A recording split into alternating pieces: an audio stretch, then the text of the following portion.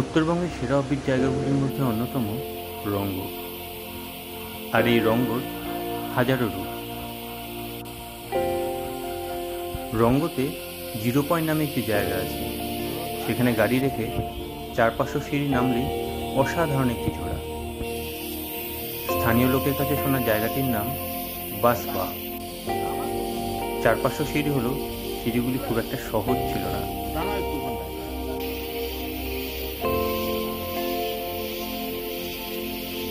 ঝোড়াটি পার করেই একটি সুন্দর গ্রাম আছে।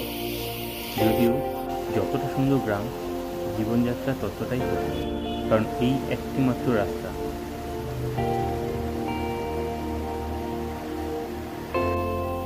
কিন্তু জায়গাটির সৌন্দর্য থাকার পর সমস্ত ক্লান্তি যেন নিমেষের মধ্যে দূর হয়ে যায়।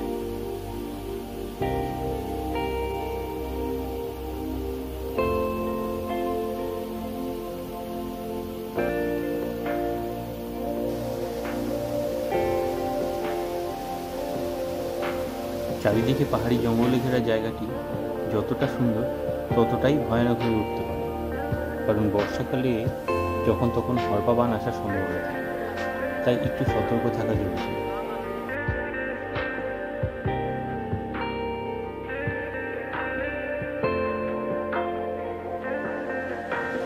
ভারী ঝোড়ায় স্নান করার অনুভূতিটা সত্যিই অসাধারণ। ঠান্ডা জলে শরীরের সমস্ত ক্লান্তি ধুয়ে মুছে শেষ হয়ে যায়।